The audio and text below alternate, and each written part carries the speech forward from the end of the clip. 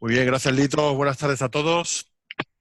Hoy tengo el placer de presentar a un compañero de SRIN, José María Gallego Sanz, que es ingeniero aeronáutico por la Universidad Politécnica de Madrid. José María inició su carrera profesional en Madrid, trabajando para varias organizaciones, incluyendo el Instituto Nacional de Técnica Aeroespacial. En el año 2000 se incorporó a la ESA, en su centro en Holanda, la Agencia Espacial Europea, donde trabajó durante 10 años en la contribución de la agencia a la Estación Espacial Internacional, en particular en el laboratorio Columbus y en el vehículo automático de transferencia, la ATV, participando activamente en el desarrollo y lanzamiento del primero de estos vehículos.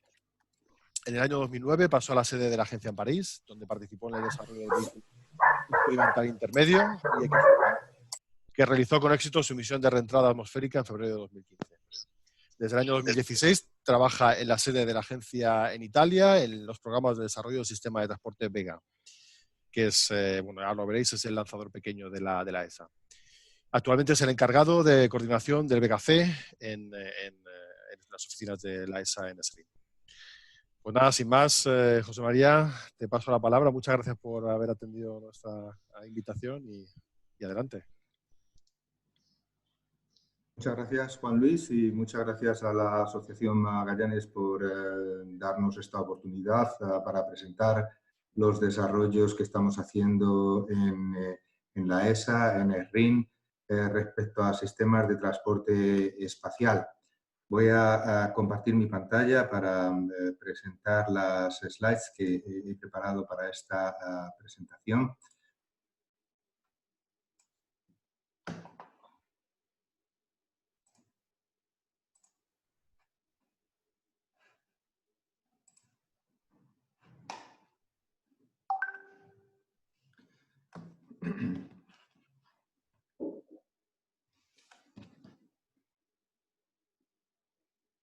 Bueno, pues entonces lo primero que voy a hacer va a ser ponernos en contexto. Para ponernos en contexto voy a simplemente indicar cuáles son los cohetes que opera actualmente la ESA, la Agencia Espacial Europea. La Agencia Espacial Europea, la ESA, tiene ahora mismo en operación dos cohetes europeos que son el Ariane 5, que podemos ver en esta slide, en esta filmina a la izquierda, y está operando también un cohete más pequeño que se llama Vega, que se ve en esta filmina a la derecha. El cohete Ariane 5 lleva ya muchos años de operación y entonces desde hace unos años se está trabajando en su sucesor, porque la operación del cohete Ariane 5 se ha hecho demasiado poco eficaz por culpa de que se ha ido haciendo obsoleto y estaba diseñado para otro tipo de mercado. El mercado ha ido evolucionando y entonces ahora el mercado de cohetes requiere un cohete que sea más fácil de operar y que tenga menos costes de operación. Así que hace unos años los Estados miembros de la Agencia Espacial Europea, de la ESA, decidieron invertir en el desarrollo de un nuevo cohete que se llama Ariane 6, que es este que vemos en el lado derecho de la pantalla, y que el mayor objetivo es, como digo, tener un cohete que sea capaz de transportar a órbitas geoestacionarias, donde está el mayor mercado de satélites, los satélites de telecomunicaciones, de satélites de 3 toneladas en adelante, con un coste más reducido del que lo está haciendo hoy en día el Ariane 5. Hace unos años también la Agencia Espacial decidió que era necesario proporcionar para las instituciones, sobre todo para las instituciones de investigación y para las universidades, para las organizaciones que no tienen tantos recursos como son las organizaciones comerciales que operan los satélites de telecomunicaciones, un cohete que fuese más económico, que los lanzamientos se los pudiesen permitir estas organizaciones de investigación, estas organizaciones institucionales, para sus satélites de investigación o satélites de sondas de observación. Este fue el origen del desarrollo del cohete más pequeño que el Ariane 5, que es el cohete Vega, que vemos aquí en pantalla. El cohete Vega se desarrolló y hizo su primer vuelo en el año 2012. Para que comparemos, el Ariane 5 mide unos 60 metros de alto y el cohete Vega, que vemos aquí, mide 30 metros de alto. El cohete Vega es capaz de poner en órbita baja satélites de hasta 1.700 kilos y su coste de operación es como la quinta parte de lo que cuesta un lanzamiento con Ariane 5, lo cual lo hace mucho más idóneo para el tipo de mercado que estoy diciendo, el tipo de mercado de los satélites de las instituciones de investigación, las universidades y otros organismos públicos. Yo me voy a centrar en mi presentación en los desarrollos que estamos haciendo en torno a Vega, porque es en el equipo en el que trabajo. Quedando ya presentado cuál es el entorno, digamos, en el que nos movemos de los lanzadores de la ESA, que son los cohetes grandes Ariane 5 y Ariane 6, y el cohete más pequeño Vega. Y como digo, yo ahora me voy a centrar en lo que estamos haciendo alrededor de Vega para promoverlo y para afianzarlo en el mercado de lanzamiento de satélites. Ambos cohetes están ahora mismo en desarrollo, o sea, el Vega C, que es la continuación de Vega, y el Ariane 6, y ambos serán lanzados en los próximos meses, tendrán su vuelo inaugural. Este es la lámina que presenta digamos, el resumen, la síntesis de lo que va a ser mi presentación, en la cual se ve que alrededor de Vega C, que vemos aquí a la izquierda, el cohete que estamos desarrollando como continuación de Vega, alrededor de Vega C estamos haciendo en la Agencia Espacial una serie de desarrollos para posicionarlo mejor en el mercado, para hacerlo más eficaz y más atractivo a los satélites que hay en el mundo y que buscan un cohete que les ponga en órbita. También para que todo el mundo se haga una idea, cómo funciona en Europa el desarrollo de cohetes, es que la Agencia Espacial Europea, que es un organismo público, es la encargada por los Estados miembros que la componen, de hacer los desarrollos de los nuevos cohetes. Pero una vez que se hace el primer lanzamiento, el vuelo inaugural de ese cohete, sea de Ariane 6 o de Vega C, ese cohete pasa a explotación. Ya el primer vuelo, digamos, está a cargo de la ESA, porque la ESA se encarga de haberlo desarrollado y de calificarlo, y a partir de ahí la operación comercial se transfiere a una institución comercial que se llama Arianespace y que es la que se encarga de ofrecer los servicios de lanzamiento, sea de Ariane como de Vega, al mercado mundial y de tratar de conseguir cuanto más clientes mejor, porque eso redunda en beneficio de todas las empresas europeas que participan en la construcción del cohete. En la participación de los cohetes Ariane y de los cohetes Vega participan un montón de empresas europeas, también muchas empresas españolas, y gracias a que el cohete sea fiable y sea competitivo, estas empresas van a poder tener unos ingresos y poder seguir dando empleo a un montón de ingenieros y de técnicos en Europa y, por tanto, también en España. Por lo tanto, es muy importante que la Agencia Espacial esté siempre atenta a cómo evoluciona el mercado y hacer evolucionar el cohete que se ha desarrollado y que ha requerido una inversión importante para que no se quede atrás, para que no se quede obsoleto y para que siga teniendo un atractivo para todos los satélites y todas las sondas que se están generando en el mundo y que sigan viniendo a nosotros para ser puestos en el espacio. Otro motivo por el cual la Agencia Espacial hace estos desarrollos es porque es muy importante estratégicamente que Europa sea independiente en su acceso al espacio. Es decir, que no tengamos que depender de otras potencias para poder poner en órbita nuestros satélites y nuestras sondas. Y por eso es por lo que en particular el Directorado de Lanzadores, así se llamaba antes, ahora se llama Directorado de Sistemas de Transporte Espacial de la Agencia Espacial, es una de las máximas que tenemos en nuestros objetivos, es el de seguir proporcionando a Europa un acceso independiente al espacio.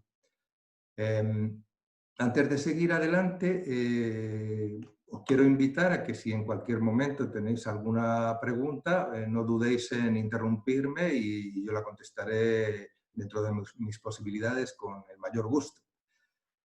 En esta filmina que tenemos aquí, quiero haceros observación de una cosa.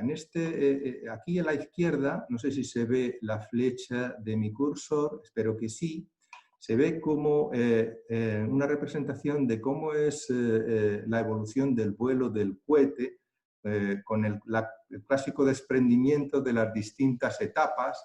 Luego se abre la ojiva y deja a la vista el satélite.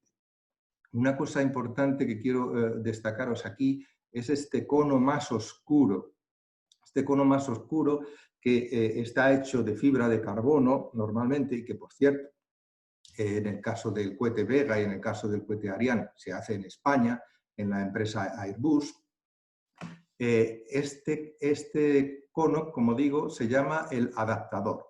Este nombre de adaptador quiere decir que es la pieza que hace de adaptación entre el satélite, que es lo que vemos aquí a la derecha, y lo que es el cohete, que es lo que vemos a la izquierda, el cohete o el lanzador que vemos a la izquierda.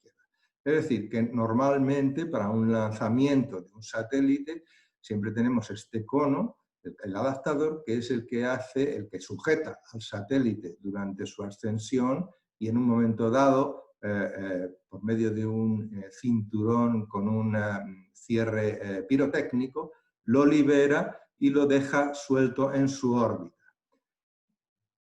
He querido poner énfasis en este adaptador por las siguientes filminas que os voy a enseñar.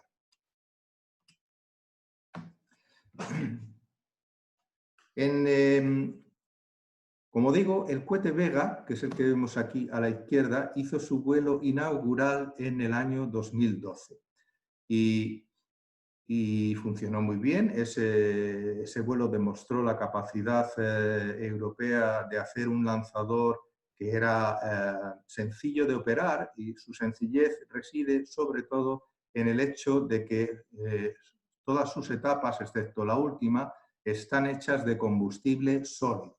Como están hechas de combustible sólido, es muy sencillo de montar y de lanzar, porque sería distinto si las varias etapas estuviesen hechas, como en el caso del Ariane 5, de combustible líquido que requiera muy bajas temperaturas. Entonces es más difícil porque se requiere, pues eso, un sistema de llenado que garantice esas bajas temperaturas. No se puede hacer el llenado hasta unas horas antes del lanzamiento, mientras que en el caso de tener varias etapas hechas de combustible sólido es mucho más sencillo, porque estas etapas son estables y simplemente se van apilando una encima de la otra, y cuando llega el momento de lanzamiento se activa la primera y toda la secuencia hacia arriba, con lo cual eso abarata los costes. Como he dicho, en el caso del lanzamiento de un Vega es como la quinta parte de un Ariane 5. Como funcionó bien, se pensó que no había que quedarse ahí, había que hacerlo crecer y hacer que se pudiese afianzar más en el mercado. Esto dio lugar a que los Estados miembros de la Agencia Espacial, los estados que participan en el directorado de lanzadores, aprobasen el desarrollo del cohete Vega C. La C significa consolidación. En esta consolidación el cohete crece, la primera etapa y la segunda etapa se hacen más grandes, son motores cohete más potentes, y esto hace que en lugar de ser capaces de poner en órbita baja 1.700 kilos de satélite, seamos capaces de poner en órbita baja 2.400 kilos de satélite, que es lo que indica. En estas imágenes podéis ver algunos de los hitos más importantes del desarrollo de Vega C. En el lado izquierdo vemos cuando se hizo la prueba del motor inferior de la etapa primera.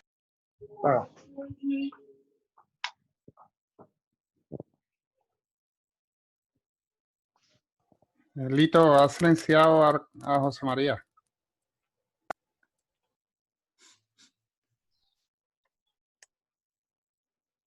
Ha sido un fallo mío, lo siento, perdón. Le estoy Sí, dando que había otro metido por medio, Sí, ¿no? sí. No lo imagino. No hace falta que toméis medidas tan drásticas. Si no No, gusta, yo estoy abierto a sugerencias. O sea, perdón, perdón, José María, es que había ruido externo y en vez de cortar al otro, te he cortado a ti, ¿eh? Vale, es que no, de todas maneras no hay problema. Pero es que como yo me pongo a hablar y hablar, si a lo mejor en algún momento alguien quiere hacer una pregunta, no dudéis en interrumpirme. Porque, Sí, sí, sí. bien. En esta slide que tengo en pantalla os estaba contando que se muestran abajo en la parte inferior varios de los hitos importantes del desarrollo del cohete Vega Consolidation, Vega C. En la parte izquierda se ve el momento en el que se probó la etapa inferior en el banco de pruebas de motores cohete que se encuentra en la Guayana Francesa, en la ciudad de Kourou. Se ve impresionante la llama de la primera etapa que está sujeta ahí en el banco y está llena toda de sensores que miden cuál es la potencia que está desarrollando durante esta prueba. En la siguiente fotografía se ve una prueba muy similar, pero de la segunda etapa, que también es nueva para Vega C, se llama el Céfiro 40, este motor cohete. Y este motor cohete pues, se probó en un banco de pruebas que está en Cerdeña. En lugar de probarlo en vertical, como se hace en Kourou, en el banco de pruebas de Kourou, en este caso el banco de pruebas está en horizontal. Y nuevamente el cohete, el motor cohete, se llena todo de sensores para medir todos los parámetros de potencia que está desarrollando durante la prueba. En la siguiente fotografía podemos ver la etapa superior, que se llama con las siglas ABUM, que está siendo probada en las instalaciones de pruebas de satélites que se encuentran en la Agencia Espacial Europea de Holanda. Ahí se le ve montado sobre el banco de vibraciones. Y en la última fotografía podemos ver la Mobile Gantry, lo digo en inglés, que es digamos el hangar este enorme, altísimo, en el que se monta el cohete preparándolo para el lanzamiento y que ha debido ser adaptado para el Vega C. ¿Por qué? Porque, como hemos dicho, las etapas inferiores de Vega han crecido en Vega C y como han crecido se necesita una grúa más potente que sea capaz de izar el motor Z40, mientras que para el cohete Vega estaba dimensionada para el motor Céfiro 23, Z23. La cifra 2340 da una idea del cambio de tonelaje que tiene un motor respecto al otro. Y por eso en esta imagen de la derecha se ven también esos refuerzos superiores laterales que antes no estaban en los lanzamientos del Vega original, no eran necesarios esos refuerzos porque la estructura era capaz de sostener ese tonelaje de 23 toneladas, mientras que para sostener el tonelaje de 40 toneladas del nuevo motor se necesitan esos refuerzos triangulares que vemos en la imagen.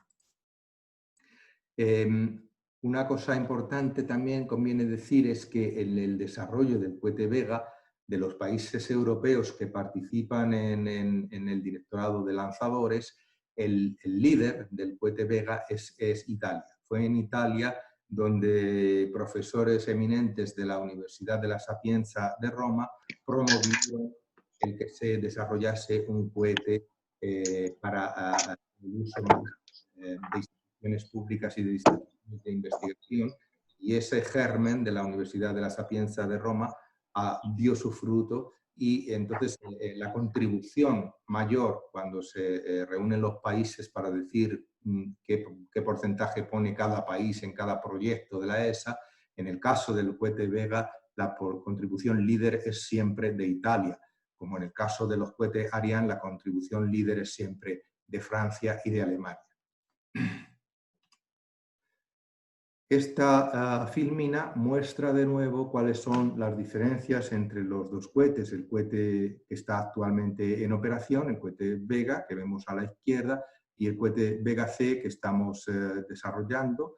Su desarrollo está prácticamente finalizado y hará su vuelo inaugural en los próximos meses.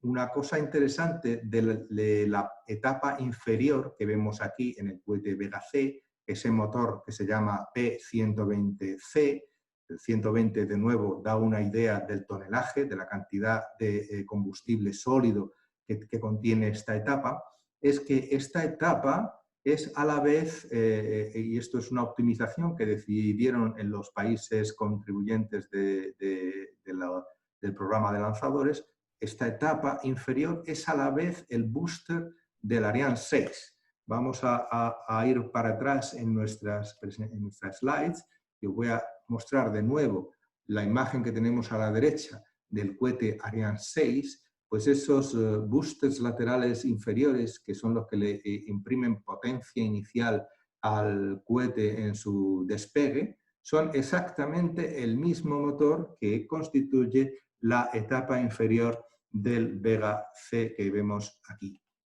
Y eso es una gran ayuda porque eso quiere decir que la línea de producción de estos motores va a tener muchas más unidades de producción y eso va a abaratar los costes.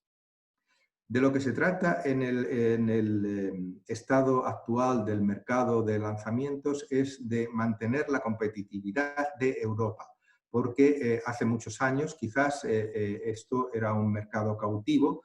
Los cohetes Ariane 3, Ariane 4, estábamos seguros de que iban a tener su futuro asegurado gracias a los lanzamientos de los satélites europeos. Incluso tuvieron éxito y captaron una cuota importante de mercado mundial, pero hoy en día han seguido emergiendo potencias espaciales que están poniendo en el mercado cohetes y lanzamientos que son muy económicos y entonces están poniendo en brete, digamos, la capacidad europea de mantenerse en una posición de hegemonía como la que teníamos hasta ahora. Entonces, para eso debemos reaccionar y debemos hacer que Europa, que las industrias europeas sigan siendo punteras y sigan siendo competitivas y tengamos un lanzador, un cohete, que sea capaz de ofrecer al mercado un servicio de lanzamiento que sea atractivo, porque hoy en día ya no es como antes, que antes estaba solo la NASA, estaban los rusos, y luego estuvieron los europeos, pero hoy en día tenemos también los chinos, tenemos incluso Brasil, tenemos Irán, tenemos en América, en Estados Unidos, no solamente la NASA, sino SpaceX y otras empresas privadas que están ofreciendo unos servicios por unos precios módicos y muy fiables. Por lo tanto, si no queremos quedarnos atrás, debemos reaccionar, debemos hacer que nuestras empresas tengan unos procesos de producción más eficaces y que nuestro lanzador sea más fácil de operar y que podamos lanzar no solamente 3 veces al año, como estamos haciendo ahora con Vega, sino 4 o incluso más veces al año. El hecho de que Vega esté creciendo hacia Vega C y tenga mayor capacidad de poner en órbita satélites más grandes, no debe quedarse solo ahí. Y eso es lo que empiezo a enseñar en esta filmina que veis aquí. Como veis, en la parte superior, las opciones que ofrecía Vega eran, para simplificar, solamente 3 opciones. Mientras que con Vega C, al tener más capacidad y tener también una ojiva más grande, como se puede ver en esta filmina, pues tenemos que aprovechar esta capacidad extra en cuestión de kilos y en cuestión de volumen, no solamente para lanzar satélites más grandes, sino para ofrecer un servicio más flexible de más satélites, de otras opciones que ahora os voy a describir. Esto me retrotrae a lo que os decía antes aquí en esta slide inicial en la que vemos aquí el adaptador. Vemos el adaptador y vemos al satélite. Digamos, esto es una oferta de lanzamiento muy simplificada, porque vemos un solo satélite, un solo lanzador. Pero si tenemos un cohete que tiene una capacidad mayor de potencia, debemos ser capaces de ofrecer el lanzamiento no solamente de un satélite, sino de ofrecer el lanzamiento de varios satélites. ¿De cuántos? Pues de todos los que podamos. Y eso es lo que estamos trabajando.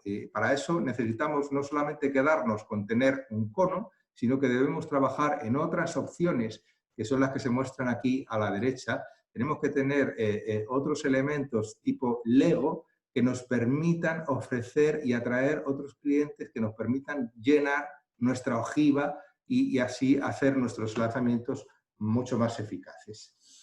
Es decir, que no nos vamos a quedar solamente, como se ve aquí, en un cono que tiene encima un satélite, sino que vamos a evolucionar, a hacer nuestro cohete capaz de absorber lanzamientos dobles, como se ve aquí bajo la etiqueta Vespa-C, lanzamientos múltiples, como en el caso del Vampire, con varias torres que se ve aquí, lanzamientos mucho más múltiples, como se ve en este dispensador que se llama SSMS, o incluso la capacidad de tener un vehículo de hacer experimentos en microgravedad, que es el caso del Space Rider.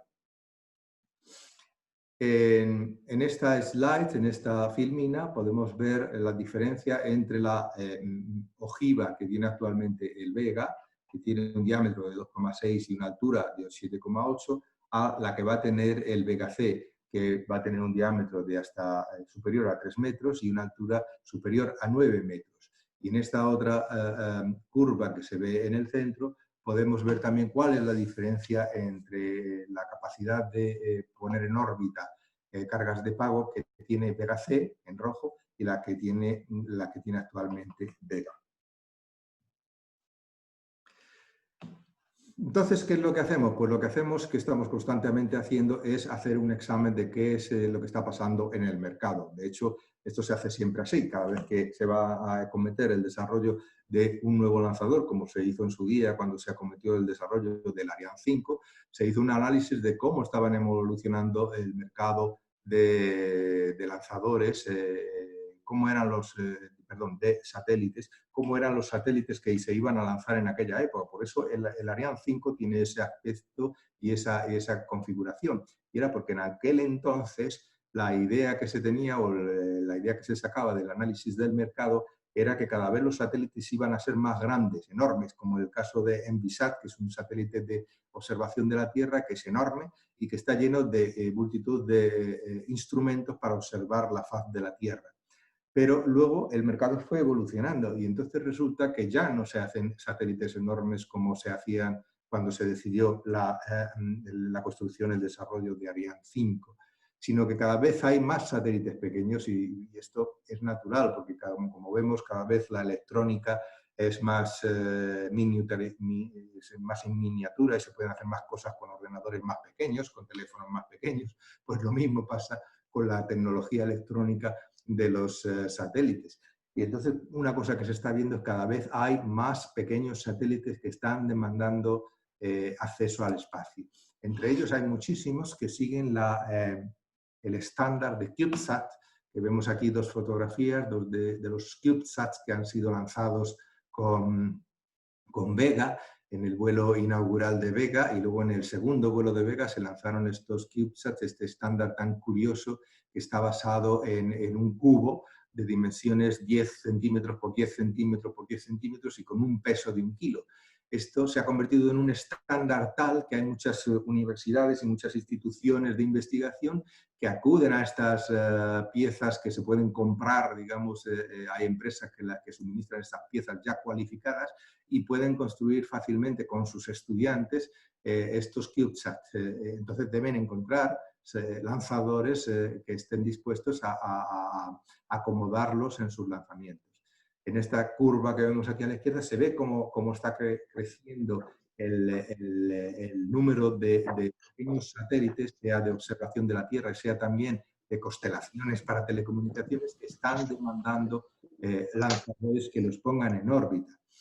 Y otro aspecto que vemos a la derecha de la filmina es que en Europa debemos también tener acceso al espacio para poder probar cosas en el espacio. Es decir, cuando se hacen desarrollos de nuevos instrumentos, nuevas cámaras, nuevos telescopios, para llegar al nivel tecnológico que diga este instrumento, esta cámara, este telescopio ya se ha probado en el espacio y se puede, por tanto, operar comercialmente, hace falta tener un vuelo que permita hacer esa in-orbit demonstration, in-orbit validation, que son el acrónimo que se ve aquí. Y para eso hace falta tener una plataforma que te permita incorporar tu instrumento de prueba, tu instrumento de desarrollo y volarlo al espacio y decir, ya lo he probado en el espacio, ya sé que funciona, ya lo puedo comercializar.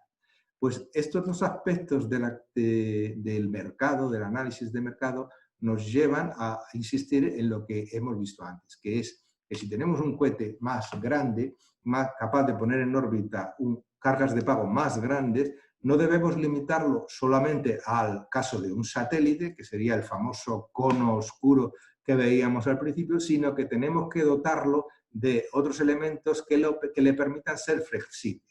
Y esto ha sido reconocido también por la Comisión Europea, que ha lanzado la iniciativa LLL, la iniciativa Light Satellite Low Cost Launch Opportunities, que se aplica no solamente al caso de Vega C, sino también al caso de Ariane 6. Es decir, se están desarrollando los adaptadores necesarios para que tanto Vega C como Ariane 6 sean capaces de ofrecer al mercado la capacidad de lanzar múltiples satélites y no solamente uno cada vez.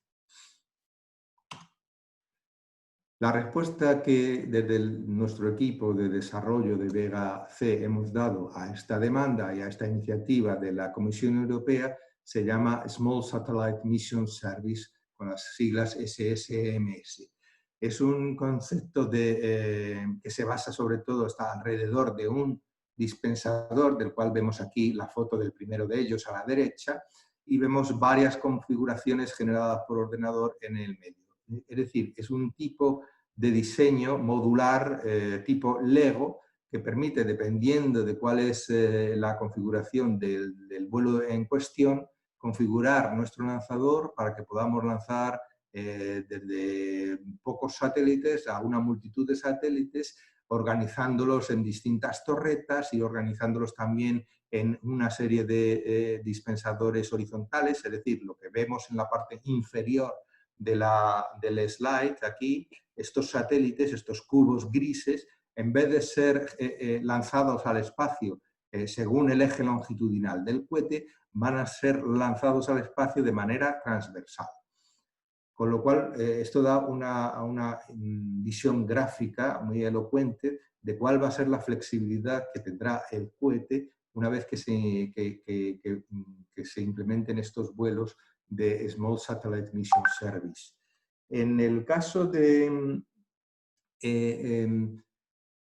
el SSMS, no es solamente esta estructura de fibra de carbono y metálica que vemos aquí, sino que se trata también de optimizar los procesos.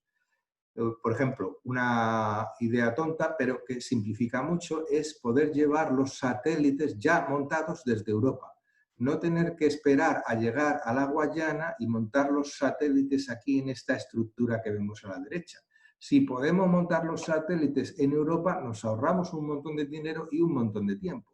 Porque uno puede imaginarse que el coste de cada día de operación en la base de lanzamiento de la Guayana es muy grande, debido a que allí tienes que desplazar a la gente, tienes que desplazar material, mientras que aquí, si haces el montaje directamente en la fábrica donde se hace el cohete y te lo llevas ya montado con el satélite, pues te ahorras un montón de días y un montón de dinero.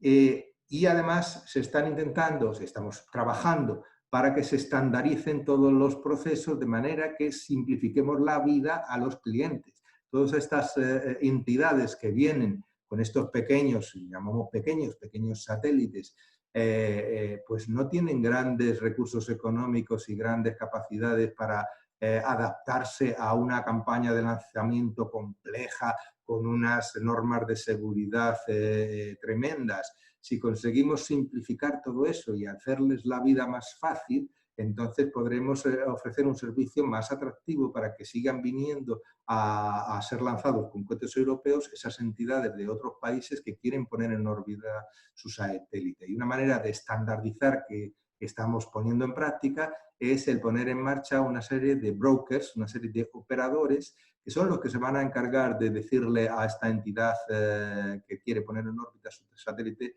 usted no se preocupe, denos su satélite que nosotros sabemos lo que hay que hacer.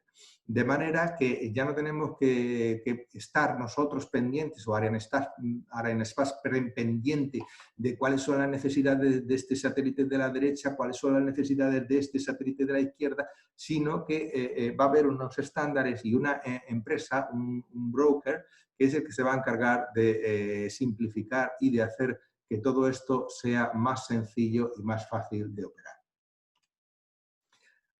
Este concepto de SSMS va a volar muy pronto, va a volar en el siguiente vuelo de Vega, está programado para mediados de este mes, el 18 de junio, y va a poner en órbita 42 satélites. Esta es la configuración exacta que va a tener ese vuelo de Proof of Concept, como pone aquí en inglés, la prueba de concepto de este concepto de SSMS. Y uno de ellos, por cierto, va a ser un satélite español de la Universidad Politécnica de Madrid. Entonces aquí se ve cómo en la plataforma van a ir montadas 3 torres, en cada una de las torres va montado un satélite, en el espacio en que hay entre las torres van también otros tantos satélites, y luego en la parte inferior van CubeSats, nanosatélites, que van a ser eyectados, como decía antes, de manera transversal. Y como digo, esto ya está en la Guayana y se está preparando para ser lanzado el 18 de junio. Estáis todos invitados a seguir el lanzamiento en directo en la página de Arianespace.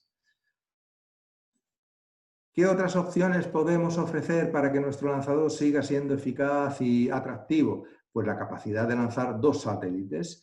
Para hacer esto necesitamos tener un adaptador especial que hemos llamado VESPA, el Vega Secondary Payload Adapter. Siempre jugamos, como sabéis los ingenieros de cosas espaciales, con el doble significado de los acrónimos. En el caso de la palabra Vespa significa avispa, y pues igual que se llamaban las motos Vespa, ¿no?, que tenían ese logotipo que parecía las alas de una avispa. Pues ¿cómo conseguir lanzar 2 satélites uno encima del otro? No podemos ponerlos normalmente, no se puede poner un satélite encima del otro directamente, así que lo que hay que hacer es cubrir el que va abajo, cubrirlo con un adaptador. Y eso es lo que va a hacer el adaptador Vespa, que se muestra aquí esta imagen tronco, cilíndrico y cónica, y dentro de la cual iría montado el satélite inferior, y encima de la parte cónica de Vespa iría montada el satélite superior. Este es otro de los desarrollos en los que estamos trabajando. ¿En qué más estamos trabajando? Pues estamos trabajando en la posibilidad de que nuestro cohete no deje al satélite solamente en órbita baja, que es para lo que está diseñando el cohete. El cohete, efectivamente, la etapa superior que vemos aquí con su tobera, está diseñada para poner en órbita baja satélites, como he dicho antes, de hasta 2.400 kilos. Pero, ¿qué tal si le añadimos a nuestro cohete una etapa intermedia, que es la que vemos aquí con sus paneles solares circulares, una etapa intermedia con propulsión eléctrica, que sea capaz de llevar poco a poco, sin prisas, nuestro satélite a una órbita media, una órbita de 6.000 kilómetros o de 8.000 kilómetros, como son las órbitas en las que están los satélites de GPS y de Galileo. Entonces añadiríamos una oferta más a nuestro lanzador. Esta extensión de poder poner en órbita, en otras órbitas, otro tipo de satélites, es lo que llamamos Venus, y estamos trabajando también en esta posibilidad. Por último, otra de las opciones que debemos barajar y que debemos ofrecer a nuestros clientes es la capacidad de poner en órbita sus cargas de pago, sus experimentos, y de traerlos de vuelta a la Tierra.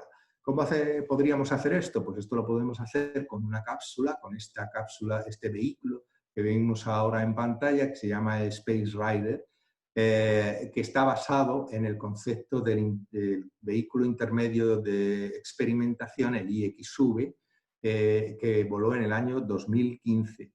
Entonces, si combinamos la capacidad del vehículo IXV, que era capaz de regresar a la Tierra de manera indemne gracias a su escudo térmico, con la capacidad de la etapa superior de Vega, y además le añadimos un módulo de servicio que tiene los paneles solares y la capacidad de mantenerlo en órbita durante 2 meses, estamos en capacidad de ofrecer al mercado a las empresas e instituciones que quieren tener en órbita y hacer experimentación en microgravedad o experimentación de observación de la Tierra o, como decía antes, validar en órbita sus nuevos desarrollos. En esta bahía de carga que vemos aquí en el centro del vehículo, se pueden meter hasta 1 metro cúbico, más casi 2 metros cúbicos, 1,7 metros cúbicos de experimentos para tenerlos en órbita, experimentos biológicos, experimentos de microgravedad, de nuevas aleaciones, de nuevos validación en órbita, de nuevos telescopios o de nuevas cámaras de observación de la Tierra, de manera que estén en órbita operándose durante 2 meses o más y luego regresen a Tierra. Este vehículo se está diseñando, está ahora mismo entrando en su etapa de construcción, el diseño detallado está prácticamente finalizado y el tipo de misión, el tipo de vuelo que va a efectuar está representado aquí, es decir, el cohete Vega C lo pone en órbita, lo mantiene en órbita con su última etapa durante 2 meses y a los cabos de 2 meses el vehículo de reentrada, el módulo de reentrada se separa de la etapa superior de Vega y regresa a Tierra haciendo un aterrizaje de precisión por medio de un parapente. Estos algoritmos de precisión de aterrizaje y el parapente también se están desarrollando en España. El parapente lo desarrolla una empresa que ya ha hecho parapentes para lanzamiento de cargas desde aviones militares, que se llama CIMSA, y los algoritmos de vuelo en órbita y de regreso a Tierra los está haciendo la empresa Sener con Deimos y GMV. Ahora os voy a poner, ya que estamos hablando de Space Rider, de este vehículo que permite el hacer experimentos en órbita baja, microgravedad, etcétera, la película que muestra cómo fue el desarrollo del vuelo, la misión del IXV en el cual se basa este vehículo Space Rider.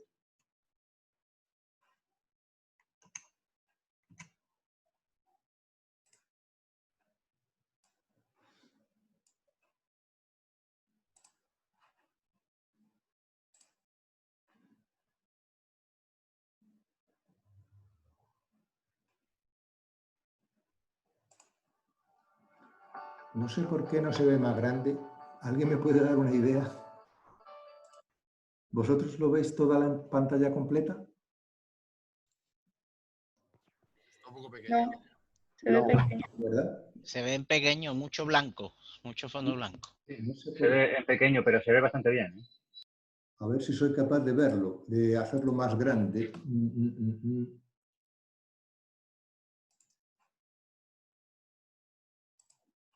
Métele un zoom, a ver. Abajo a la derecha hay una doble flechita, en la esquina de la derecha abajo. Si le pulsas ahí, a lo mejor maximiza el vídeo. Ya le he dado y no, sigue igual. Voy a cambiar a la otra pantalla. Un segundo.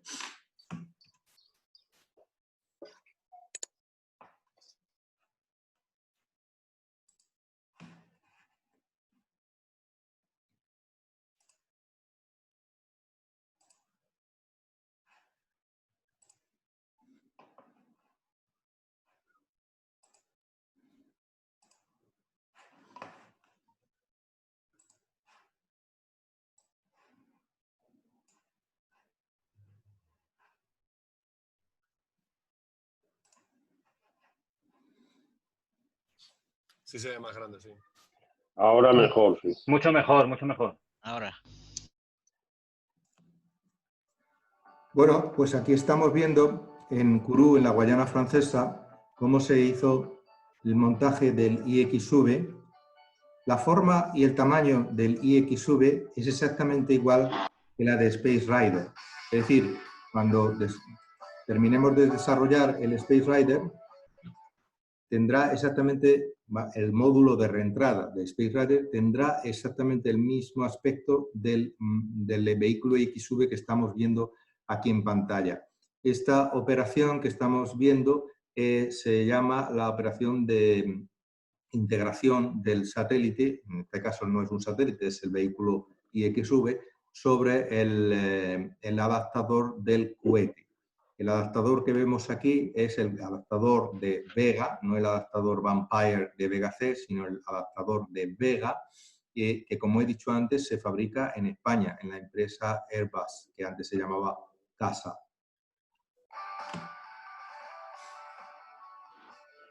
Aquí se ve cómo el vehículo está montado sobre el cono y se procede a encapsularlo dentro de la cofia del cohete Vega.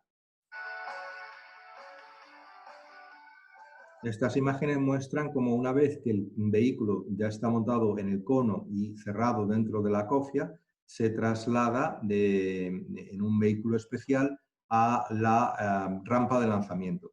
Este vehículo especial debe proporcionar aire acondicionado al satélite, en este caso al vehículo, porque claro, sobre todo allí en la Guayana, que está todo el día pegando el sol, no se puede consentir que el vehículo o el satélite sufra unos excesos de temperatura que puedan dañar sus instrumentos. Aquí se iza con la grúa y se monta sobre el resto del cohete. Y este es el día del lanzamiento, el momento justo cumbre del lanzamiento. El caso del IXV fue un lanzamiento suborbital, quiere decir, el vehículo no llegó a entrar en órbita porque no era necesario. De lo que se trataba era de demostrar que tenemos la tecnología para hacer un vehículo con escudo térmico capaz de regresar de órbita baja. Entonces era suficiente con alcanzar los 400 kilómetros de altitud y desde ahí ejecutar una reentrada a la misma velocidad que se ejecutaría en una reentrada desde órbita baja, unos 7,5 kilómetros por segundo.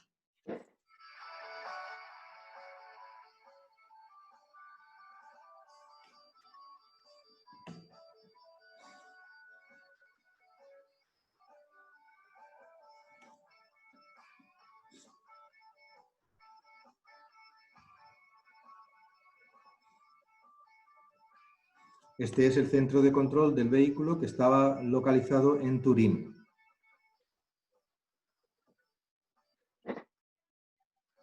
Este es el centro de Kourou y este es el barco donde se iba a recuperar el vehículo una vez que cayese al Océano Pacífico. Ahora el vídeo se interrumpe e introducimos un vídeo intermedio que muestra cómo probamos en su día, antes de llegar al día ese 11 de febrero, cómo probamos la capacidad de despliegue de los paracaídas y de los airbags del vehículo. Para hacer esta prueba, lo que hicimos fue dejar caer un vehículo de prueba desde un helicóptero en las cercanías de las costas de Cerdeña, como se puede ver en estas imágenes.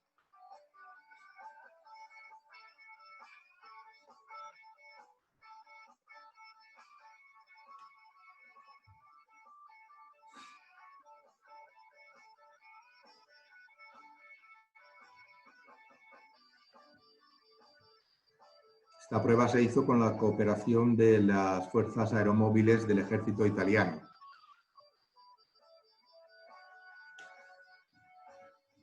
Y entonces ahora volvemos a la misión real, digamos, el día del vuelo, el 11 de febrero del 2015, cuando el vehículo, pero no tenemos imágenes reales del aterrizaje del vehículo.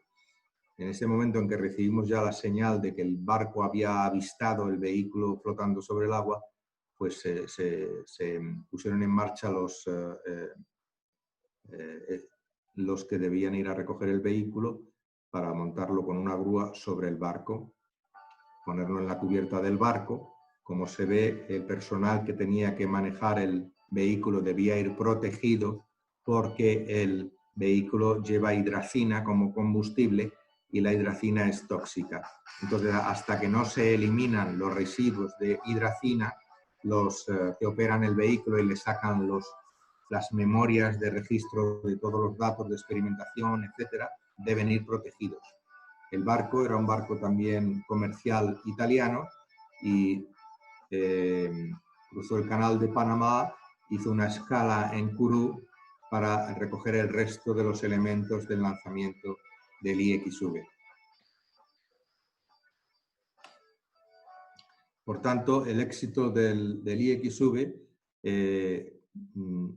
abre la puerta, habiendo demostrado que tenemos la capacidad tecnológica para tener un escudo térmico y unos algoritmos de guiado a través de la atmósfera de reentrada con esta forma de esta cápsula, de este vehículo, abre la puerta para la operación comercial del Space Rider, que lo que hará se extenderá su misión respecto al IXV en el sentido de que permanecerá en órbita durante 2 meses como mínimo y luego además aterrizará en tierra firme para ser reutilizado y para ser adaptado. Su escudo térmico se volverá a ajustar, digamos, y todas las partes que se han consumido se volverán a ajustar para realizar un nuevo vuelo. El análisis de mercado que se ha hecho del interés que hay en las industrias para este tipo de vehículos ha tenido un éxito muy grande. Tenemos una cantidad de gente que quiere hacer volar sus experimentos en Space Rider y entre ellos, curiosamente, una gran cuota de la industria farmacéutica, porque para ellos es muy interesante la posibilidad de hacer crecer cultivos en ausencia de gravedad y de recuperarlos cuanto antes, que esa es una de las ofertas que también puede poner a disposición de las industrias el Space Rider. Voy a regresar a mi presentación, pero creo que prácticamente la he concluido. Sí, me falta una cosa más. Es a más largo plazo en qué estamos ya trabajando. Estamos trabajando en lo que se llama Vega Evolution o Vega E, a veces lo llamamos Vega E, que es todavía hacerlo más competitivo, hacer los lanzamientos de Vega aún más competitivos y más baratos, y además hacerlo más independiente o sea, que seamos más autosuficientes, porque la etapa superior de Vega, no lo he comentado antes, pero está basada en un motor que no es un motor europeo. La etapa superior de Vega, que funciona también con hidracina líquida, es un motor ucraniano. Entonces, en la evolución entre Vega y Vega C ya hemos implementado una serie de medidas que lo hacen más independiente de Ucrania. Hemos desarrollado nuestras propias válvulas, nuestros propios tanques, pero todavía seguimos dependiendo de lo que es el motor en sí, seguimos dependiendo de Ucrania. En el futuro lo que queremos hacer es que la parte superior de Vega, el Vega Evolution, en la etapa tercera, ya no tendrá 4 etapas, sino que tendrá solamente 3 etapas. La etapa tercera será una etapa líquida de oxígeno líquido y de metano. Oxígeno líquido y de metano que es barato de producir y barato de operar. Y además, para hacerlo eficaz en su producción, vamos a recurrir a técnicas de lo que llamamos a veces 3D printing, ¿no? Impresión en tridimensional. Esta cámara de combustión que se ve aquí a la izquierda, la cámara de combustión ¿no se está viendo la pantalla? Perdón. A ver qué hago. Bueno, lo dejo así porque lo podéis ver, ¿verdad? Sí. Bien, pues esta cámara de combustión que se ve aquí la foto de la izquierda está hecha con 3 técnicas de 3D printing. Hay que intentar cada vez más hacer que los cohetes y los satélites, cohetes sobre todo, que es la parte más comercial y la parte más recurrente, las podamos hacer con técnicas de fabricación que sean lo más económicas posible. hasta ahora los primeros desarrollos eran totalmente artesanales, requerían una cantidad de mano de obra especializada muy importante. Hoy en día, si queremos seguir manteniéndose y ser eficaces y ser competitivos en el mercado, debemos buscar otras maneras de producir, y esta cámara de combustión que vemos aquí a la izquierda ha sido producida así, es decir, que si conseguimos hacer un motor, que casi todas sus piezas sean generadas, digamos, por ordenador, pues ese es un poco el paradigma de la producción de los coches de hoy en día, que casi todo está robotizado. Cuanto más podamos recurrir a la robotización y a la manufacturización de estos elementos con este tipo de tecnologías, nuestros cohetes serán más baratos y más competitivos. Esta cámara de combustión que vemos aquí es tamaño a escala de lo que será la definitiva de Vega Evolution. Vega Evolution no volará hasta 2025 más o menos. Ya ha sido probada, como se puede ver en la imagen de la derecha, se ve esta cámara de combustión que, como digo, ha sido construida por 3D printing, ya ha sido probada con oxígeno de líquido y metano. Así que, en resumen, esta slide final nos da una idea de que nuestro interés, el interés que tenemos en la agencia, es poder hacer que nuestras empresas sean competitivas y que nuestro cohete pueda ofrecer acceso al mercado a una variedad enorme de satélites y de sondas que abarquen desde 1 kilo hasta 2.350 kilos.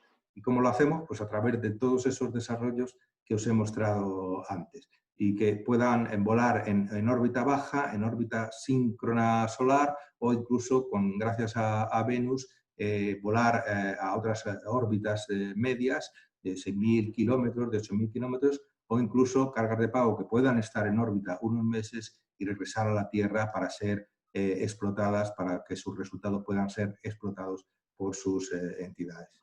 Pues nada más, espero que no me haya alargado demasiado. Muchas gracias por vuestra paciencia y estoy disponible para las preguntas que queráis hacerme. Bueno, ya hay algunas manos levantadas. Por ejemplo, veo a Juanjo. Cuando quieras. Enhorabuena, José María. Ha estado fantástica la charla. Te quería preguntar sobre una cosa que has dicho de pasada y en el proyecto Venus, la propulsión eléctrica. Una propulsión eléctrica. Quería que contaras un poco qué es eso, qué tipo de propulsión es esa. Y la segunda pregunta es una tontería. En el vídeo del IXV salía alguien parecido a ti. ¿Eras tú el que estabas allí? Sí, gracias. La propulsión eléctrica consiste en utilizar un gas que se llama, gracias a unas bobinas. Se requiere una gran potencia eléctrica. Entonces, una vez que se ha ionizado este gas, se acelera, gracias también al efecto electromagnético, se puede acelerar a velocidades muy altas. No soy un experto, no sé exactamente de cuánta velocidad estamos hablando, pero digamos que haciendo pasar ese chorro de gas ionizado a gran velocidad a través de una tobera, este motor que llamamos motor eléctrico, propulsión eléctrica, gracias a este gas que ioniza y que acelera, se consigue una fuerza que va a propulsar nuestro vehículo, nuestro satélite. La fuerza que se consigue hoy en día no es muy grande. Estamos hablando de la mayoría de los motores que existen, creo que llegan a 1 newton, o no sé si llegarán a una decena de newtons como mucho, es decir, muy poquito, porque pues 1 newton es casi nada, es la 10ª parte de 1 kilo. Entonces, con esto parece imposible que consigamos mover nada. O sea, si nosotros le aplicásemos 1 newton a un coche, pues ni pestañearía, no conseguiríamos nada. Pero en el espacio, al no tener ninguna resistencia, si aplicamos de manera persistente 1 newton, llegaremos a mover nuestro satélite y nuestro vehículo y poderlo proponer en órbitas no era en la que le ha dejado el cohete, digamos. La propulsión eléctrica ya está disponible desde hace unos cuantos años y funciona. Lo único que claro, al aplicar una fuerza tan pequeña sobre el satélite, sobre el vehículo, pues tienes que tener paciencia, porque para alcanzar con propulsión química una órbita, digamos, media o una órbita geoestacionaria, pues te llevaría a lo mejor un día, unas horas, pero con propulsión eléctrica vas a necesitar varios meses. Por ejemplo, en Europa, uno de los primeros experimentos que se hizo, experimentaciones que se hizo con propulsión eléctrica, fue en el satélite de telecomunicaciones Artemis. El satélite de telecomunicaciones de la ESA Artemis, que era para probar nuevas capacidades de telecomunicación a través de satélite, se le incorporó también con un motor eléctrico para probar, simplemente para ver si esto alargaba su vida en órbita de este satélite. Curiosamente, el lanzamiento de Artemis resultó en un fallo de Ariane 5. El cohete Ariane 5 falló en el lanzamiento de Artemis y no fue capaz de ponerlo en órbita geoestacionaria. Lo dejó en una órbita bastante más baja. Pero gracias a que el satélite tenía este motor de propulsión eléctrica, con mucha paciencia, los operadores cambiaron el software de a bordo y le imprimieron un impulso que poco a poco lo llegó a posicionar en la órbita geoestacionaria en la que estaba previsto. O sea, claro, entonces ya el objetivo para el que estaba pensado aquel motor, que era para alargar su vida útil y tenerlo más tiempo en la órbita geoestacionaria, se consumió, por otro lado, en el hecho de hacerlo operacional, porque si no se habría quedado en una órbita en la que no habría sido útil. Y respecto a la persona que has visto en el vídeo que se parecía a mí, te lo agradezco, lo volveré a mirar a ver si le reconozco, no sé quién podría ser. Bueno, era simplemente por si habías participado en algún lanzamiento, por que nos explicaras qué sensación se tiene viendo que casi un hijo se lanza al espacio. Sí, es cierto. Yo fui el encargado por el lado de satélite, por el lado de la ESA, de llevar la campaña de lanzamiento del IXV y efectivamente es una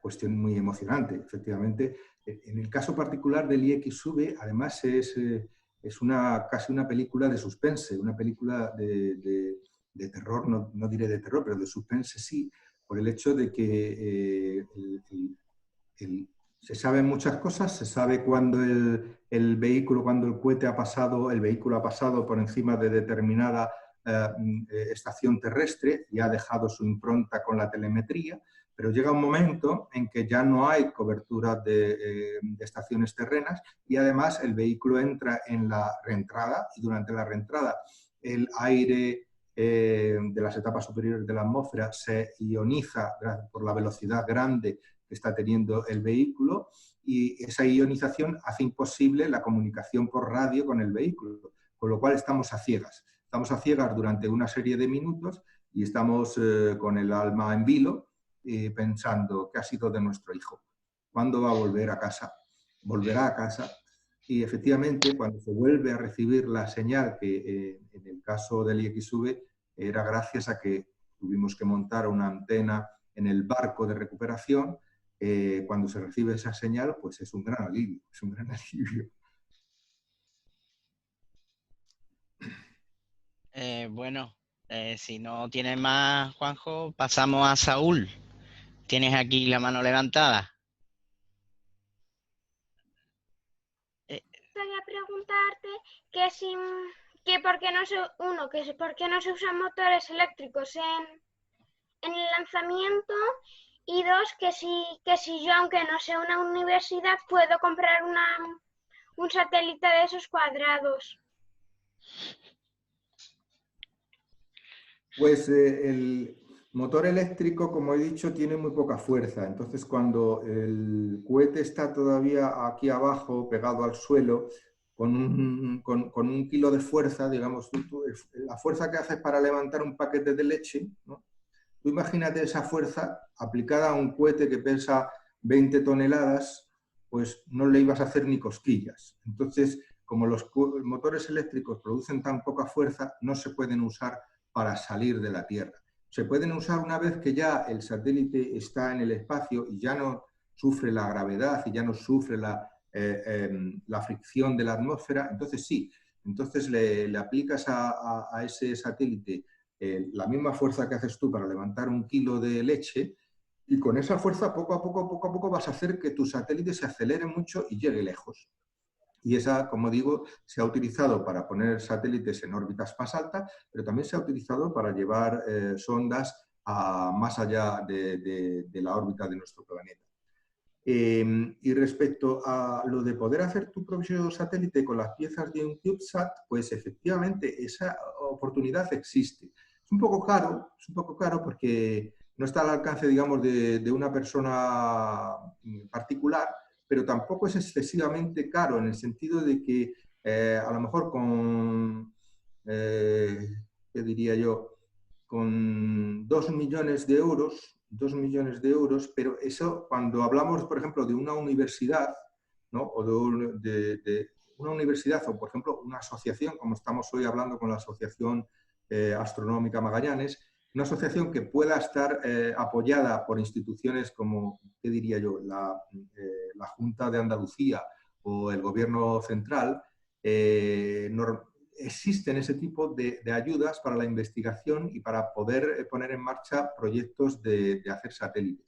Y por eso, hoy en día, hay universidades que ponen a sus estudiantes a hacer satélites de estos de forma de cubo. Por ejemplo, cuando hagamos el vuelo inaugural de Vega C, que va a ser dentro de unos meses, además del satélite principal que va a ir montado en el cohete, van a ir 4 de estos cubitos.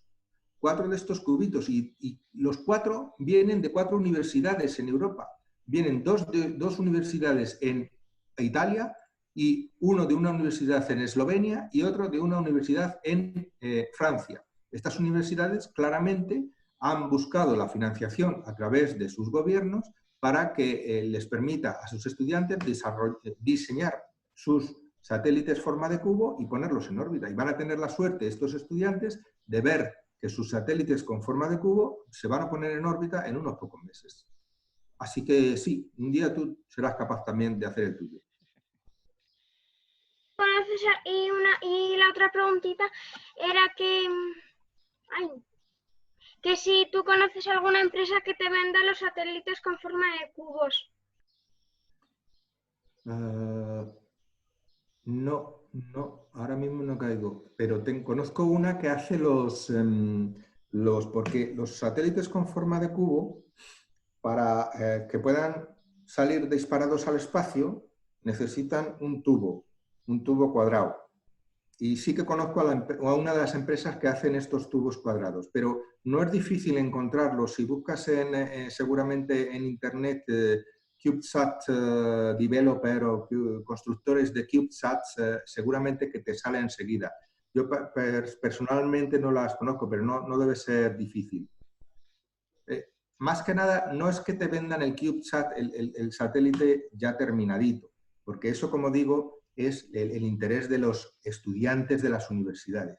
Pero lo que sí te venden son las piezas, te venden las paredes, te venden los tornillos, y luego ya es con esas paredes, con esos tornillos, los estudiantes se hacen su satélite a su gusto, porque dentro querrán meter a lo mejor una cámara, o querrán meter una mosca, o querrán meter un yogur. Entonces cada uno mete dentro lo que quiere, pero lo que son las piezas estructurales, eso sí que hay empresas que ya las venden y las tienen, digamos, calificadas. O sea, ya están demostradas que están hechas con los materiales necesarios para ir al espacio.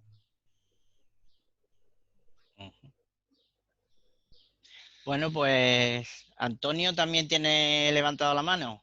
Pues cuando quieras, Antonio. Hola, a mí me gustaría saber si es verdad que la ESA se está encargando de construir el SLS para la misión Artemisa. No. Eso es un desarrollo, si no me equivoco, de la NASA, y que se ha subcontratado a Boeing. La Agencia Espacial Europea como he dicho antes, nuestros desarrollos de cohetes, nuestros desarrollos de cohetes ahora mismo se centran en Ariane 6 y en Vega C, pero no en SLS. Muchas gracias.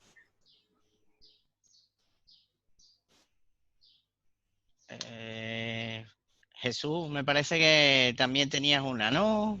Por ahí. Sí, buenas tardes. Enhorabuena por la conferencia. Mira, te quería hacer una pregunta para las pruebas que hemos visto que se hacen en horizontal y en vertical. ¿Por qué se hacen en horizontal?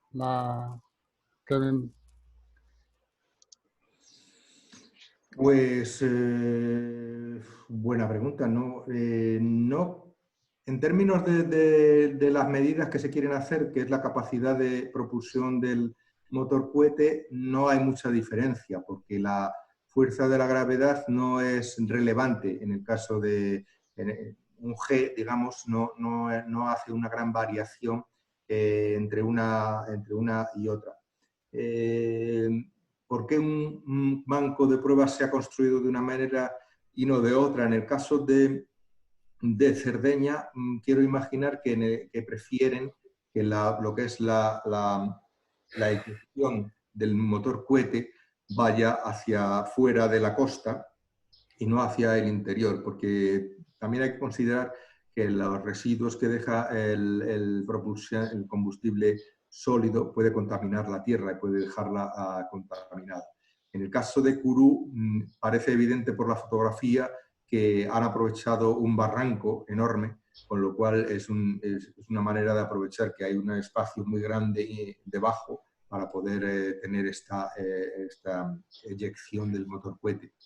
Creo que no hay ningún otro motivo que no sea un motivo práctico de hacia dónde quieres que vaya la eyección de tu motor cohete, porque la gravedad no afecta, la cantidad de fuerza que genera el motor cohete es tan grande que un G no se nota.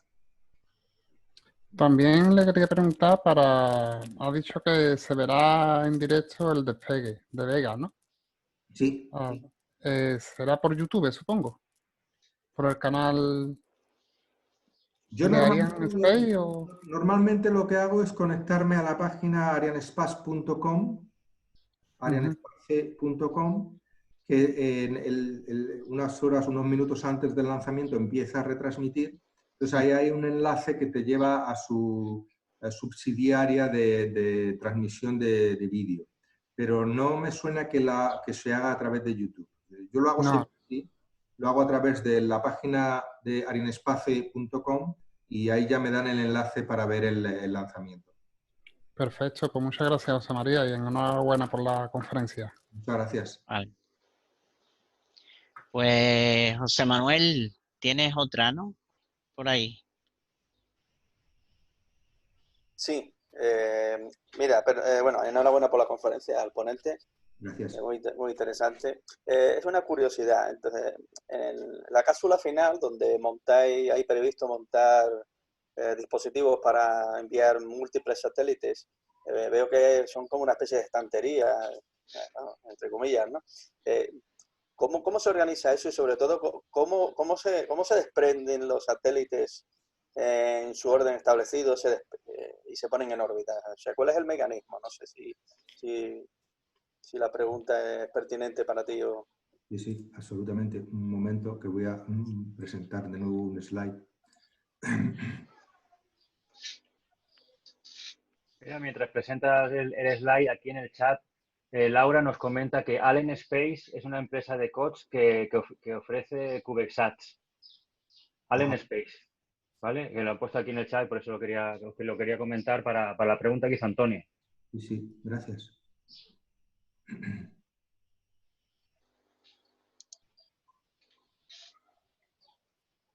¿Se ve la presentación? No. No, todavía no. Ya, vale. Ahora.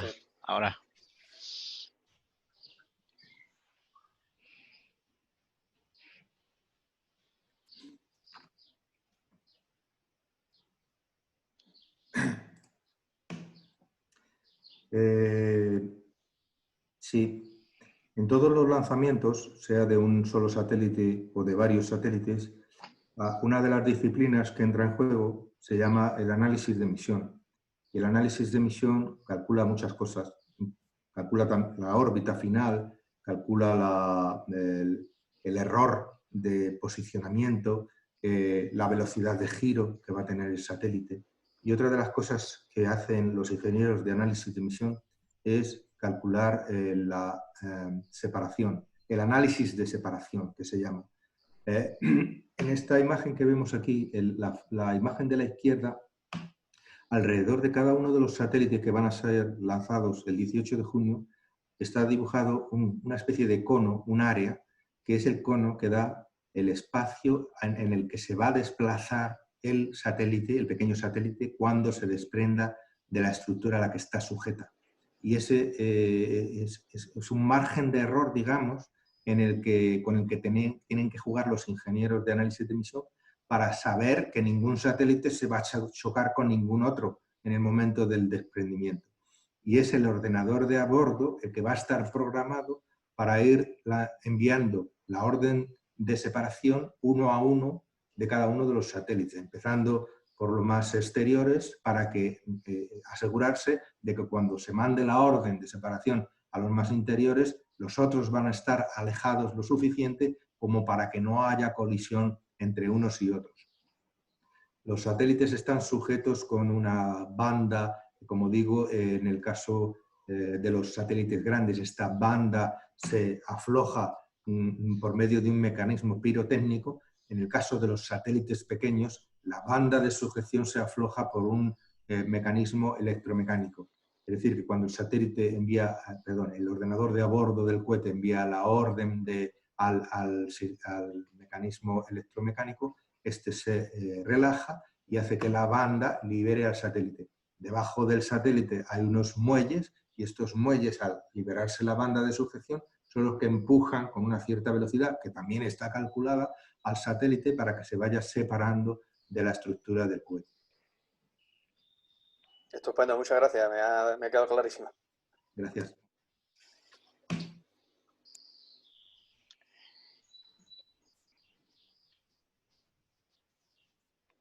¿Quién quedaba más por alguna preguntita más? Que ahora mismo no puedo ver el...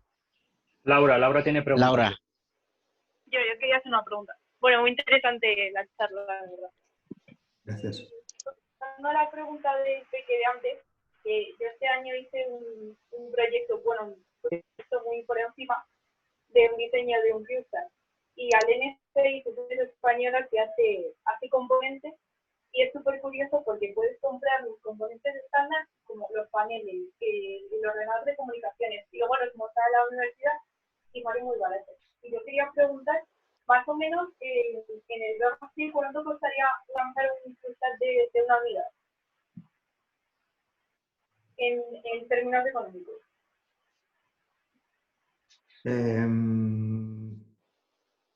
No lo sé exactamente, ¿no? Te puedo decir una cifra y a lo mejor me equivoco, porque no te lo sabría decir. Porque además la comercialización, como digo, la hace Arianespace. Entonces, los precios de Arianespace son precios comerciales que yo no manejo porque yo pertenezco a la agencia espacial. Ahora mismo, un lanzamiento de un satélite único de Vega está en torno a los 38 millones de euros, un solo satélite. Lo que no sé es cuál es la política de precios de Arianespace cuando se incluyen varios satélites y cuando se incluyen o cuando se incluye un satélite principal y otros satélites más pequeños. Esto no te lo puedo responder, pero también te puedo decir que hay oportunidades de lanzamiento gratuitos, como el caso que comentaba antes del vuelo inaugural de Vega C, en el cual, por ser un vuelo inaugural, no va a haber, no hay una operación comercial detrás, no es Arianespace quien gestiona este vuelo inaugural, sino que es directamente la ESA, y al ser el vuelo de un primer cohete que tiene unos riesgos inherentes normales, la posicionamiento en órbita se hace sin cargo a las cargas de pago, y eso incluye también los CubeSats que van a ser lanzados en ese vuelo inaugural.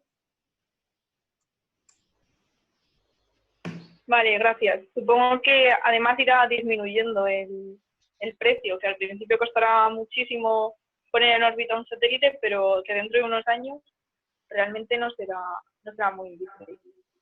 Sí, eso es así también por la competencia que yo hablaba antes, es decir, que cuanto más actores haya en el mercado que pongan satélites en órbita, más irá disminuyendo el precio del lanzamiento.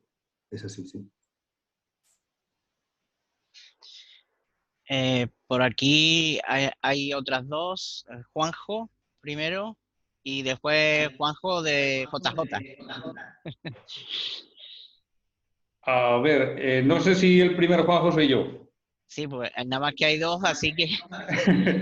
Venga, vale.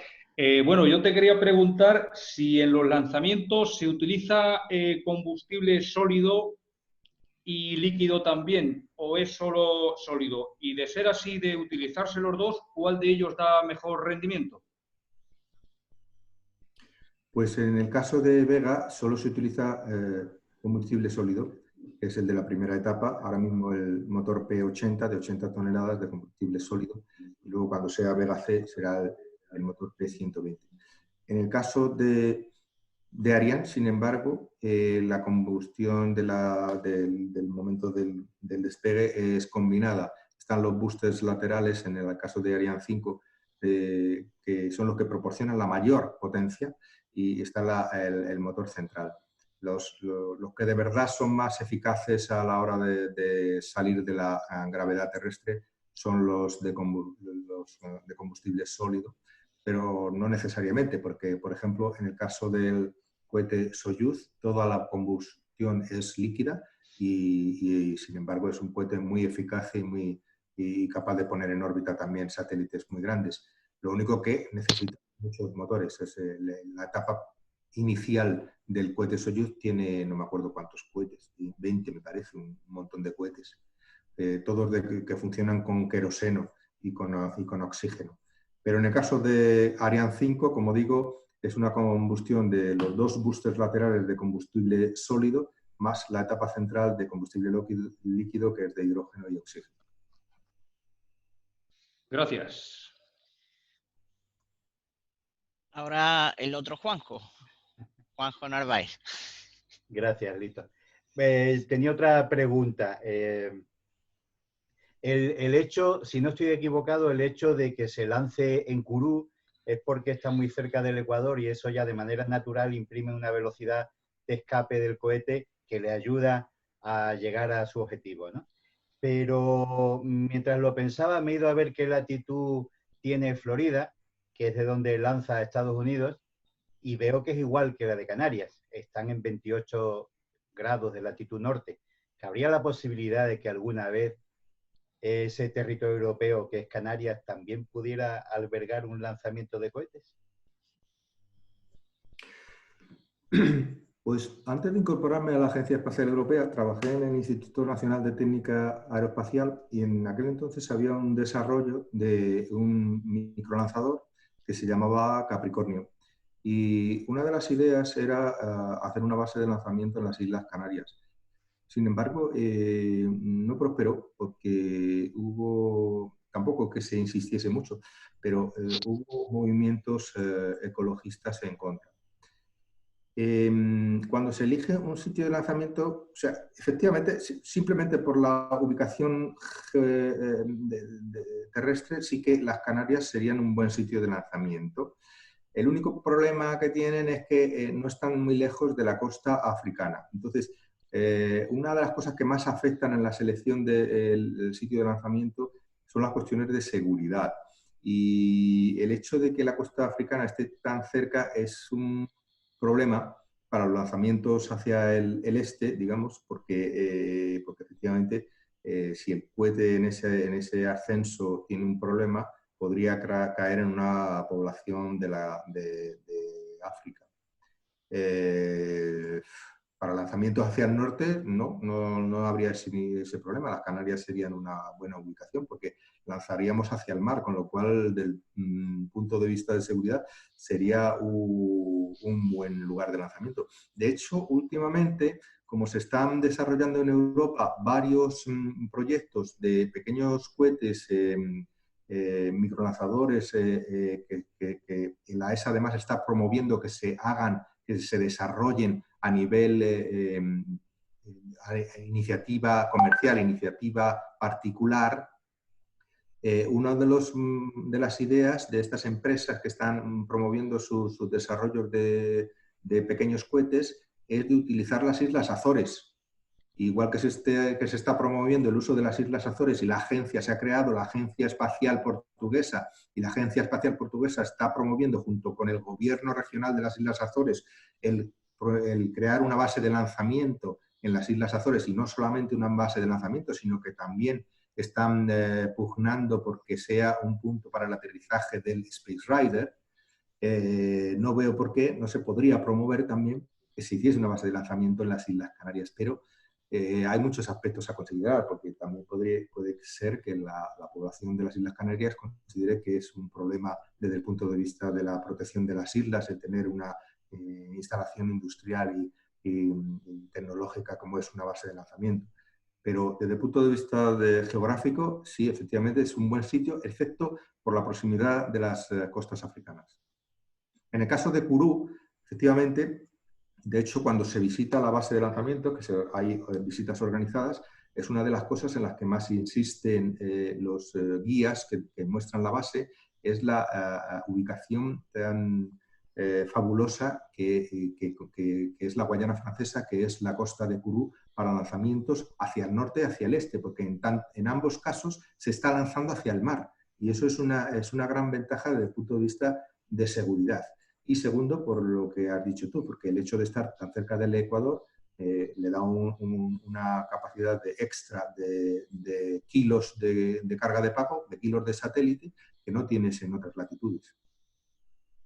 Además, la ubicación de Kourou, desde el punto de vista meteorológico, desde el punto de vista de desastres naturales, por ejemplo, no es una zona sísmica, o sea, que tiene muchas ventajas. De hecho, los primeros desarrollos de cohetes en Europa empezaron en Australia, y al cabo de unos años se dieron cuenta de que era mejor llevarlos a la Guayana Francesa, porque es una ubicación mucho mejor. Muchas gracias, José María. Jesús, ¿tú tienes otra o es que sigue la mano levantada de antes? Bueno, pues yo te iba a hacer una, y es que yo me he quedado con el tema del Space Rider, el vehículo este de entrada y reentrada. Me ha gustado mucho el tema este, y he estado observando que en el vídeo que has puesto, José María, era la prueba inicial y tenía el paracaídas este normal semiesférico, y ahora dices que va a entrar con un parapente. ¿Eso es para mejora de la localización para cuando llegue a tierra o al mar? ¿Habéis visto más ventajas con el parapente en vez de con el paracaídas convencional? ¿Qué me puedes decir? Sí, en el caso del Space Rider, como tiene que aterrizar en un determinado lugar con mucha precisión para que tenga un aterrizaje, digamos, suave, y además en la pista de aterrizaje que se tiene dedicada al Space Rider se necesita un sistema de guiado, unos actuadores que guíen al vehículo y lo hagan aterrizar exactamente donde quieres. Según los cálculos que ya ha hecho la empresa Sener con Deimos y GMV, la precisión que se puede tener con un parapente guiado por ordenador es de unos 50 metros. Vaya. Incluso si no hubiese aire y tal, dependiendo de las condiciones atmosféricas, dicen que podrían conseguir precisiones mayores. En caso de de IXV, esta precisión no era necesaria porque de lo que se trataba era de probar la reentrada, de demostrar que teníamos la tecnología del escudo técnico y del guiado a través de la reentrada, y entonces no teníamos unos requisitos muy estrictos de dónde tenía que caer en el agua. De todas maneras, cayó en un radio de 2 kilómetros de la predicción. Y eso, aunque no lo parezca, es una precisión muy buena, porque el paracaídas se abrió a 20 kilómetros de altitud. Es decir, que si tú abres el paracaídas y desde ahí ya no lo guías y que aún así caigas en un círculo de 2 kilómetros, es una precisión bastante buena. En el caso del Space Rider, tendrá que aterrizar en uno de los dos sitios de lanzamiento que se están barajando en el momento, que como he dicho, uno será en las Islas Azores y otro es en Kourou mismo. Y entonces allí lo que se dispondrá es un círculo de 500 metros de diámetro, y en ese círculo de 500 metros debe aterrizar, según los análisis de misión que ha hecho ahora mismo las empresas Ener, Deimos, etcétera. Eso es perfectamente obtenible y no hay problema tecnológico. Este sistema de guiado por parapente con un ordenador ya ha sido probado en el prototipo X-38 que hizo la NASA, y se hicieron varias pruebas de descenso dejando caer el vehículo desde un avión en el desierto y desplegando el parapente. A bordo tiene el ordenador, y el ordenador lo que hace es manejar dos ruedas. Las ruedas son las que manejan los hilos, como lo haría el paracaidista que desciende con un parapente. El paracaidista que desciende con un parapente tiene la capacidad de, tirando de los hilos más de un lado que de otro, va guiándose hasta el punto donde quiere aterrizar. Y la precisión de un paracaidista de parapente es muy buena. Pues la misma precisión o muy similar se puede obtener de igual manera con un ordenador que maneja esos hilos del parapente. La verdad es que es una idea que no había escuchado y para la recogida parece estupenda de si se consiguen esas precisiones, porque se pretende que aterrice en tierra también, no solo en el mar. Claro, se pretende que aterrice en tierra porque debe ser reutilizable. Ese es uno de los requisitos que tiene Space Rider, es que cada vehículo que se construya sea capaz de volar 6 veces después de una cierta, ¿cómo se dice?, readaptación después de cada vuelo. Para eso no puedes consentir que caiga en el mar, porque si cae en el mar toda la electrónica de a bordo se echa a perder, como lo dice. Otras ideas que se han tenido durante el desarrollo del Space Rider, de cómo recuperarlo de manera que no tenga que caer al mar, es lo que se llama recuperación en medio del aire. Recuperación del medio del aire es una técnica que ya se ha probado también. Se ha probado con cargas, digamos, militares, ¿no? Se deja caer desde un helicóptero una carga militar con un paracaídas, viene otro helicóptero y según está cayendo la carga, la engancha del paracaídas y se la lleva de manera segura a un terreno seguro. Todavía no hemos descartado esta posibilidad. Esta posibilidad tiene también muchas ventajas porque te ahorras toda la cuestión de qué puede pasar con las ráfagas de aire, qué puede pasar con el algoritmo potencial, el algoritmo de guiado del parapente, etc. Entonces lo dejas todo al control del piloto del segundo helicóptero que va a recuperar el vehículo según está cayendo. Las pruebas que se han hecho con cargas de 500 kilos, de 1000 kilos, sin embargo el Space Rider en su reentrada pesaría más de 2 toneladas. Con lo cual, esta es una técnica que si al final nos decidimos por ella, todavía tendríamos que refinar. Perfecto. Bueno, pues yo creo que, no sé si hay otra pregunta más, pues si no, pues darte las gracias otra vez, José María, por esta magnífica presentación. Ah, Vicente, me ha levantado la mano. Hola, perdona, estaba haciendo el micrófono. Mira, sí, yo quería preguntarte, vamos a ver, a través de de el módulo Orión, nosotros estamos, la Agencia Espacial Europea está participando en esa nave, ¿no?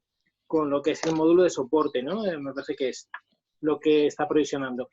Pero yo lo que quería saber es si la Agencia Espacial Europea tiene algún plan para para crear alguna nave para vuelos humanos, ¿vale? Para llevar seres humanos al espacio. Esa era una de las preguntas. Y la otra era, ¿qué contribución tiene España en los lanzadores? ¿Vale? Muchísimas gracias. Pues no, la Agencia Espacial no tiene ahora mismo a la vista ningún programa de lanzamientos tripulados. Seguramente sabrás que sí lo tuvo en los años 80, que es cuando se empezó a desarrollar el cohete Ariane 5.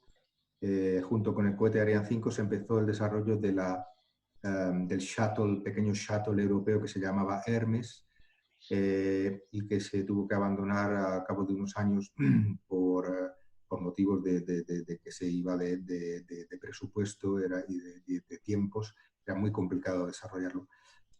Porque no es solamente el desarrollo de la cápsula o el desarrollo de la naveta, del shuttle, sino que también el cohete, en ese caso, debe ser tan fiable como en inglés decimos, en el argot decimos human rated.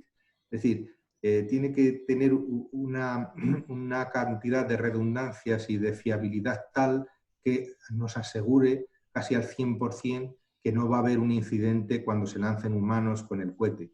Y hoy en día los cohetes que ha desarrollado Europa, cuando se canceló el programa Hermes, se canceló también la parte que correspondía al Ariane 5 Human Rated. Es decir, el Ariane 5 que surgió y que ha operado también durante tantos años, el Ariane 5 que surgió de aquella decisión de cancelar el programa de vuelos tripulados, no es el mismo Ariane 5 que se habría hecho capaz de lanzar humanos. Habría tenido que ser un Ariane 5 mucho más fiable, mucho más robusto y mucho más caro de producir.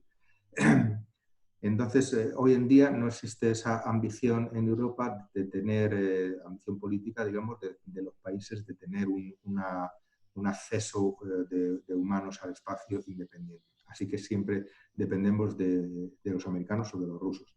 Y en cuanto a la contribución de España, en términos de porcentaje de dinero no lo sé, pero sí que sé que es de elementos importantes, elementos estructurales, como he dicho antes, a través de Airbus, la anterior, la casa que se llamaba antiguamente, pero también de elementos electrónicos muy importantes. Por ejemplo, en el caso de Vega, está la empresa CRISA, que proporciona la Multifunctional Unit, que es una unidad central a través de la cual pasan todas las órdenes de todas las separaciones, de todas las etapas del vehículo.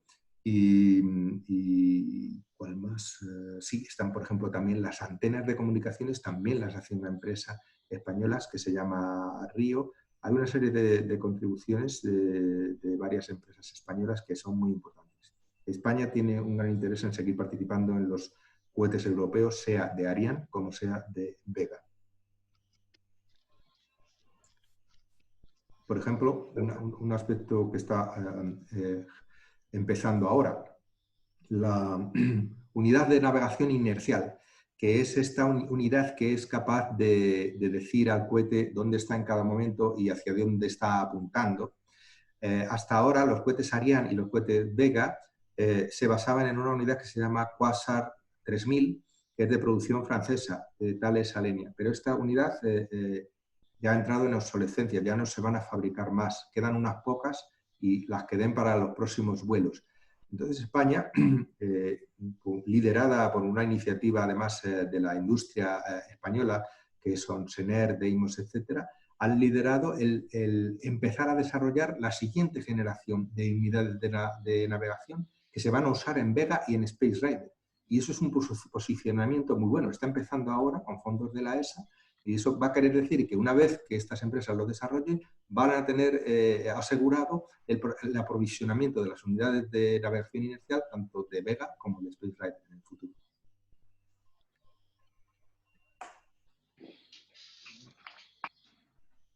Bueno, Pues parece ser que ya no hay más preguntas. Reitero las gracias. Quería preguntarle, bueno, sí. No sé si la ESA estuvo desarrollando un microprocesador propio para los vuelos. ¿Tú sabes algo de eso? El procesador León, que se utiliza en muchos satélites, y creo que ha habido una evolución a León 2, está basado en una arquitectura Spark, no me acuerdo muy bien lo que significan las siglas, pero se utiliza sobre todo en satélites. No estoy seguro de que se utilice en los cohetes. No estoy seguro ahora mismo cuál es el tipo de procesador que se utiliza en los cohetes, pero efectivamente hay procesadores desarrollados por la ESA, que es el procesador León, y que se utiliza en muchos de los satélites de la ESA. Muchísimas gracias. Por cierto, una gran presentación. Gracias. Pues lo dicho, entonces, otra vez muchas gracias, José María, y ya nos has puesto al loro de lo que está haciendo la ESA en lanzamientos comerciales, así que encantado de tenerte y seguiremos a la ESA porque tenemos grandes amigos ya aquí, tanto en Deimos como en RING, en fin, todo eso. Pues con esto voy a parar la grabación.